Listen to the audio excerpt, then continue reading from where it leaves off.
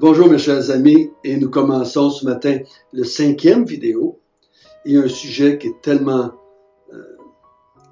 fondamental et qui explique ce qu'on a vu hier, ce qui explique le fait qu'on est des gens qui sont reconnus pour rendre des actions de grâce continuellement à Dieu, notre Maître, notre Roi, notre Créateur, notre Seigneur, notre Sauveur. L'apôtre Paul va donner des explications ce matin pourquoi il est un homme qui rend des actions de grâce. Nous allons commencer par la prière, si vous voulez bien.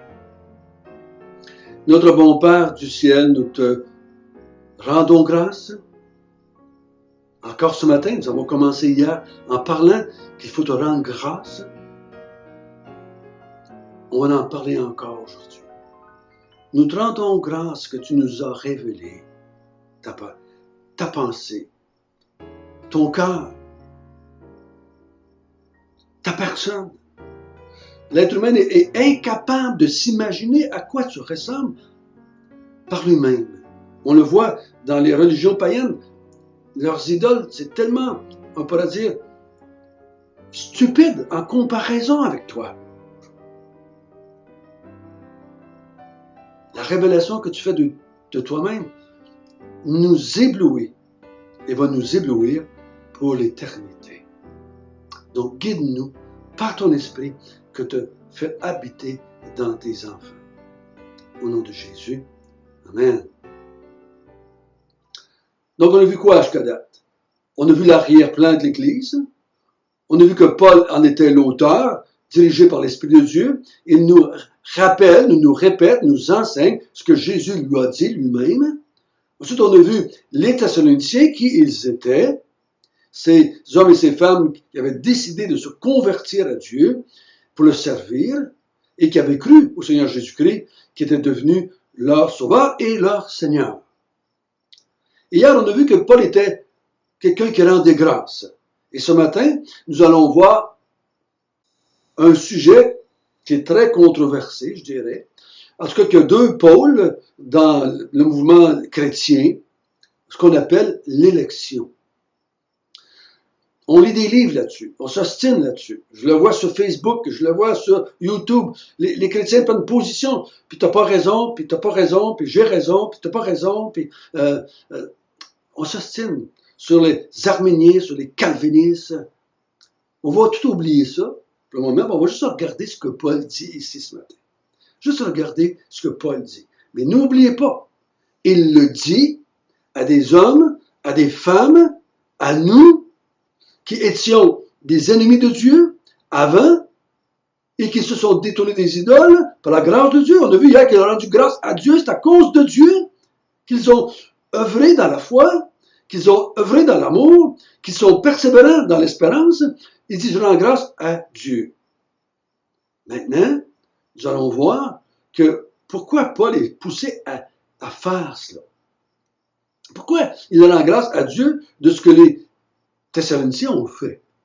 On va parler de deux choses. Peut-être qu'on va en faire un ce matin, puis un lundi prochain. Ou ben non, peut-être si on a le temps, on va peut-être faire les deux, on va toucher au moins aux deux. Mais on va compter le côté invisible de la conversion des Thessaloniciens, ce qu'on ne voit pas. Quand je vois quelqu'un qui se convertit, qui fait profession de foi, je vois des choses, mais il y a des choses qui se passent que je ne vois pas. On a tendance à parler plus de ce que l'on voit.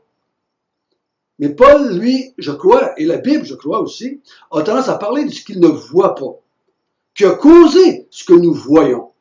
Si nous parlons seulement de ce que nous voyons, il a avancé en avant, il a levé la main, il a fait profession de foi, il s'est converti. Si on parle de ce que nous voyons, on devient religieux. Si on parle de ce que Dieu a fait pour qu'on voit certaines choses dans des croyants, on reste des croyants, des spirituels, des hommes et des femmes qui servent Dieu, qui louent Dieu, qui rendent grâce à Dieu. Nous allons lire, premièrement, le côté invisible de ce qu'on appelle l'élection, parce qu'il va utiliser le mot élu. Donc, on va lire le verset 4 et 5 pour ce matin, je crois. Lisons ensemble. Nous savons, frères bien-aimés de Dieu, que vous avez été élus. Notre évangile ne vous ayant pas été prêché en parole seulement, mais avec puissance, avec l'Esprit Saint et avec une pleine persuasion, car vous n'ignorez pas que nous nous sommes montrés ainsi parmi vous à cause de vous. Donc l'apôtre Paul, il dit, qu'il va commencer à dire au verset 2 et 3, nous rendons grâce à Dieu de ce que Dieu a fait dans votre vie, parce qu'il dit au verset 4, nous savons, frères bien-aimés de Dieu, que vous avez été élus. Donc il parle de l'élection. Élu, choisi. Il dit, dans le monde, Dieu a choisi des hommes. Il a élu des gens à faire partie de son peuple. Nous sommes en temps d'élection. Qu'est-ce que ça veut dire? Nous allons choisir parmi des hommes et des femmes un premier ministre, des ministres, on va choisir. Il dit, Dieu a choisi des hommes et des femmes pour être son peuple. Premièrement, Dieu, sur quoi s'est-il basé pour nous choisir? Parce que l'action a été totalement faite par lui. Parce que le Verbe nous dit, vous avez été élus. Donc c'est une action qu'on a subie. Nous avons été choisis. Jésus l'a dit lui-même ailleurs, c'est pas vous qui m'avez choisi, c'est moi qui vous ai choisi. Il dit, c'est Dieu qui a choisi des hommes et des femmes pour faire partie de son peuple, pour devenir ses serviteurs et ses servantes. Nous n'avons pas été élus pour aller au ciel, mais qu'on meurt. Nous avons été élus pour être ses serviteurs et ses servantes, ici et dans le ciel, après qu'on soit mort. Donc, il dit, vous avez été élus. Et la base de l'élection, c'est au verset 4, il dit, frères bien-aimés, frères et sœurs qui ont été aimés par Dieu. Vous avez été aimés par Dieu. Dieu vous a aimés. Hein? C'est pas vous, il vous a pas choisi à cause que vous l'aimiez. Mais vous êtes des bien-aimés de Dieu. Donc, là, c'est pas... souvent, j'entends des gens parler de l'amour de leur vie, puis ils aiment cette personne parce que cette personne-là les aime. Mais Dieu dit non. Je ne vous ai pas choisi parce que vous m'aimiez. Vous étiez des idolâtres avant. Vous aimiez d'autres dieux. Mais il dit, vous vous êtes tournés vers moi parce que moi, j'ai décidé de vous aimer. Vous êtes des bien-aimés de Dieu. Oh, parlons moins souvent, oh, j'aime Dieu, j'aime Dieu, j'aime... Non, parlons plutôt de l'amour de Dieu. Si je parle de l'amour de Dieu pour moi, je vais rendre grâce à Dieu. Je vais être quelqu'un qui est remercié, qui est reconnaissant, qu'il m'a aimé, malgré que j'étais un idolâtre, et qu'il est venu me choisir, et il m'a appelé à devenir son serviteur et sa servante. Nous sommes des bien-aimés de Dieu. L'élection n'est pas basée sur mon amour pour Dieu, mais de l'amour de Dieu pour moi. J'ai souvent entendu, je lis, je regarde, j'écoute des chants. Quand on dit qu'on aime quelqu'un, c'est parce qu'on va la décrire comme une personne aimable, douce, gentille, prévenante. Puis là, on exagère. Là. Je trouve que les gens exagèrent. Quand ils parlent de leur amoureux, là, ils exagèrent tellement que ça devient, à mon idée, complètement débile. J'écoutais quelqu'un dernièrement qui parlait de son épouse. Puis son épouse est égale à Dieu. Elle est son appui, elle est sa force, elle est tout. Non, ça peut pas être de même. C'est pas de même. C'est pas ça que la Bible a dit. Quand Dieu nous a regardés, est-ce qu'on avait quelque chose d'aimable en nous? Il dit, oh, François est tellement aimable. Cet idolâtre, pervers, cet idolâtre injuste, blasphémateur, cet idolâtre ténébreux, cet idolâtre pécheur, mort spirituellement, il est tellement aimable. C'est ridicule ce que je dis, hein? C'est ridicule. Non. Dieu, il dit François, je l'ai choisi parce que moi, j'ai choisi d'aimer Dieu. Dieu a décidé de me choisir à cause de son amour pour moi. Et on le dit ailleurs dans la Bible, nous t'aimons parce que tu nous as aimés le premier. Si vous voulez voir ça d'une façon très vivide, allez dans Isaïe 43,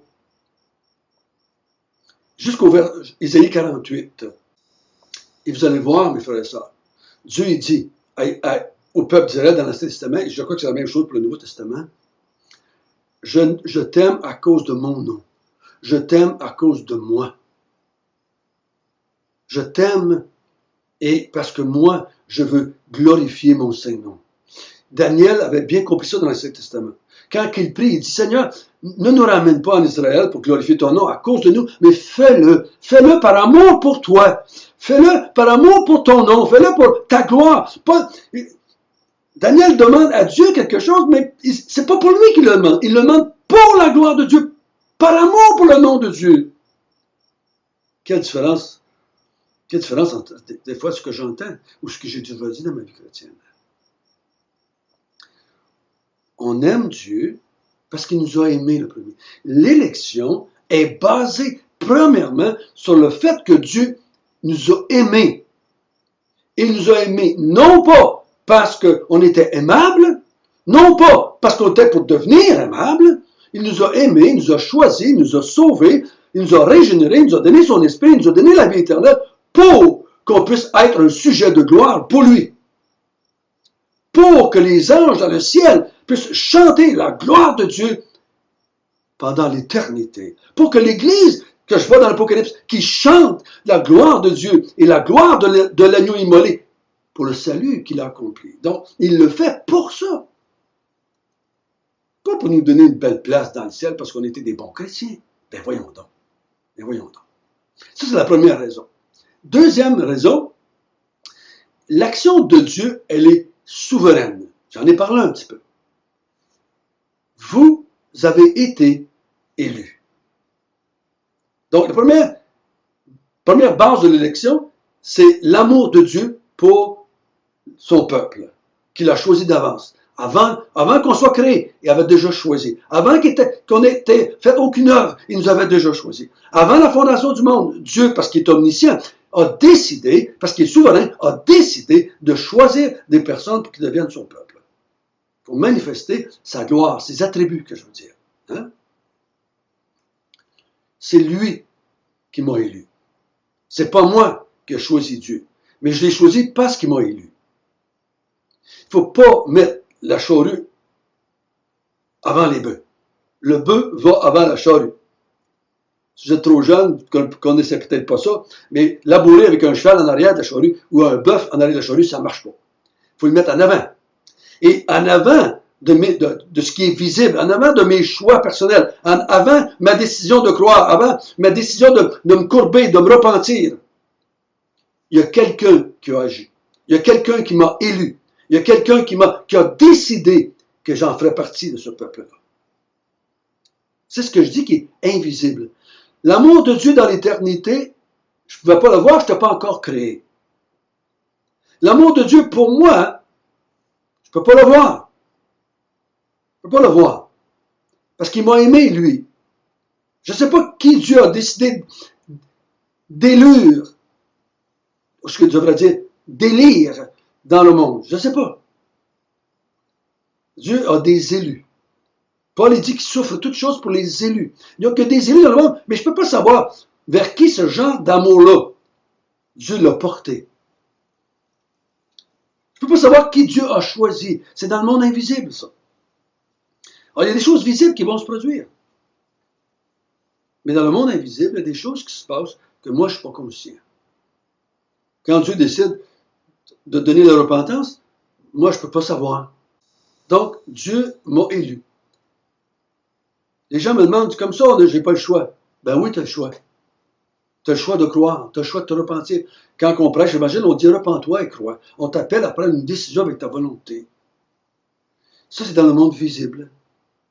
Mais dans le monde invisible, nous savons qu'il y a un Dieu, qu'il y a l'Esprit de Dieu qui agit ensuite, avant nous.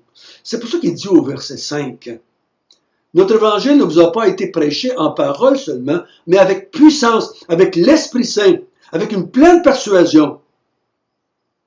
Donc ici, l'Esprit Saint était à l'œuvre quand on vous a parlé, quand on s'est adressé à vous.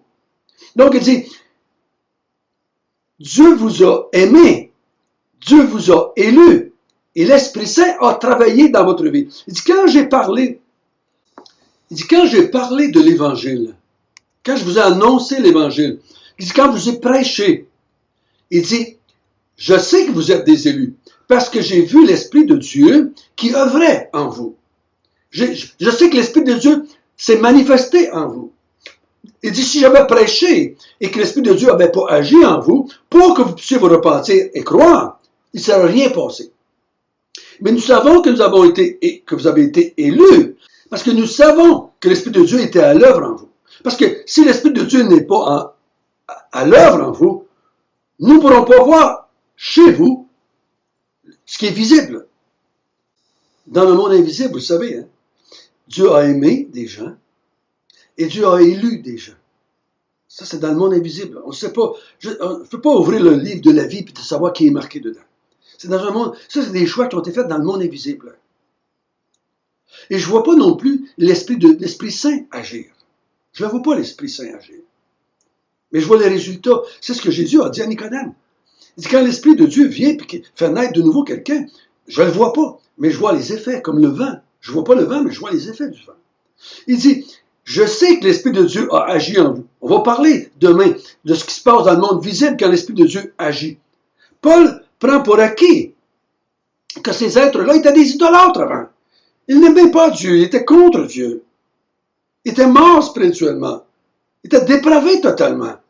Donc, il sait qu'il a besoin d'une œuvre, d'une intervention divine. Il dit, nous savons que notre évangile ne nous a pas été prêché seulement qu'en parole, dans le sens qu'il n'y a pas juste moi qui ai parlé. L'Esprit Saint était à l'œuvre dans notre vie. Avant que j'arrive, pendant que j'étais là, après que j'ai arrêté de parler, l'Esprit Saint était à l'œuvre dans votre vie. Ça va se manifester. On va le voir demain, dans leur vie de tous les jours. Mais Paul rend grâce à Dieu parce que Dieu a aimé des gens, parce que Dieu a élu des gens, parce que l'Esprit Saint a travaillé dans des gens. Nous sommes des gens qui, par notre volonté, répondons à ce que Dieu fait dans le monde invisible. Dieu a aimé, Dieu a choisi, l'Esprit Saint convainc, éclaire, illumine, transforme, régénère. Ça, c'est dans le monde invisible. Des fois, je peux penser que la personne n'est pas croyante, puis elle peut l'être. Des fois, je peux penser qu'elle est croyante, puis le temps manifeste qu'elle n'est pas croyante. Mais dans le monde invisible, il n'y a jamais eu d'erreur. Dieu sait lesquels qu'il a choisis. Il envoie des milliers qui font profession de foi, que c'est pas vrai. Mais lui, il s'intéresse à ceux que lui a choisis. Et que lui a œuvré par le Saint-Esprit dans leur vie. Il dit, le Saint-Esprit, au milieu du verset 5, vous a pleinement persuadé. Pleinement persuadé. Il vous a convaincu. Hein? On dit que l'Esprit est dans le monde, convaincant de péché, de justice, de jugement. L'Esprit Saint est à l'œuvre. N'oubliez jamais ça, mes frères et sœurs. Quand mon petit frère Denis m'a parlé dans la campagne de Saint-Rémy en 1976, je ne sais pas si j'étais conscient qu'il y avait l'Esprit Saint dans le monde invisible qui travaillait pendant que lui parlait. Il est parti chez eux. Il ne savait pas que moi, maintenant, j'étais en train de cheminer pour me convertir et pour prêcher la bonne nouvelle. Il ne savait pas, il est parti, pensant que j'étais rebelle. Parce que de l'extérieur, j'étais un rebelle. Mais de l'intérieur, l'Esprit Saint travaillait. Ça, c'est le côté invisible.